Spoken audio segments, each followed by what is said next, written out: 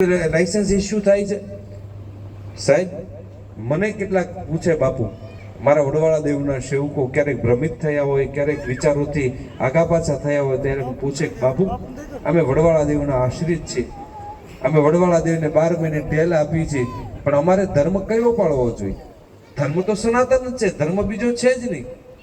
ધર્મ સનાતન છે, પણ કયા માર્ગે જવું જોઈએ? ત્યારે બે વસ્તુ એને કીધા કરું કે તારે જે માર્ગે જવું હોય ને તું જા, કઈ કોઈને વાંધો નથી, પણ બધાયથી પહેલા શ્રદ્ધાનું ડગલું, બધાયથી પહેલા વિશ્વાસનું ડગલું દેવી તરફ મૂકો. તમે જોજો, તમે બધા સંસારમાં રહેનારા માણસો છે, ક્યારેક યાદી વ્યાધિ ઉપાધિ આપણા જીવનમાં આવતી હોય છે. અડધી રાતે આપણે આહુડા પાડતા હોય છે અને અડધી રાતે સોનાના મંદિરો તરફ તમારું ધ્યાન નથી જતું, તમારું ધ્યાન જાય છે ગોખલાવાળીમાં ભગવતી કુળદેવીના ચરણમાં. બધાયથી પહેલા આહુડા લૂંછવાનું ઠેકાણું માં ભગવતી કુળદેવીનો ગોખલો છે. જે જગતમાં માણસ પોતાની માં ભગવતીનો ગોખલો ભૂલી ગયો છે ને, એને બચાવનારું જગતમાં કોઈ નથી. પહેલા શ્રદ્ધા અને વિશ્વાસનું ડગલું માં કુળદેવી તરફ.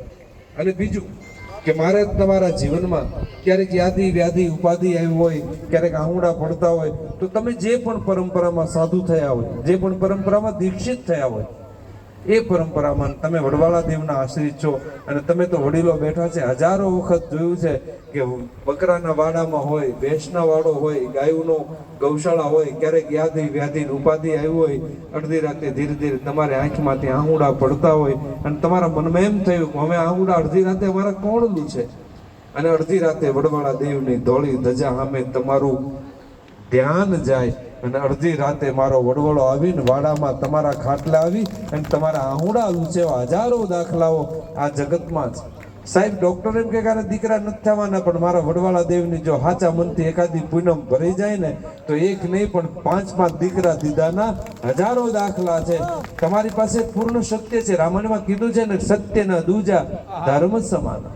સત્ય શું છે? ધર્મ શું છે? સત્ય એ જ મોટું ધર્મ છે. તમારા હૃદયમાં જ્યાં સુધી સત્ય જ્યાં પડ્યું છે, સત્ય જીવી રહ્યા છે, ત્યારે વડવાળા દેવના તમને આશીર્વાદ. તમારે ત્યાં 2 પ્રસંગ ખટાણા પરિવારના આંગણે છે.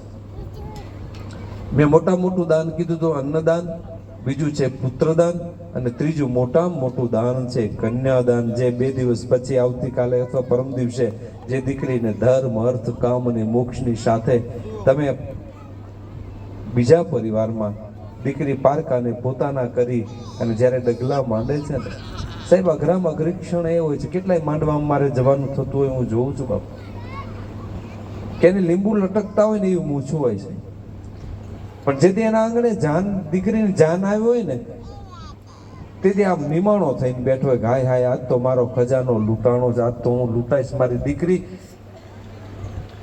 જ્યારે પરણીએ ને 4 ફેરા ફરીને બીજા. અને દીકરી એટલી શું બાબુ ખબર છે?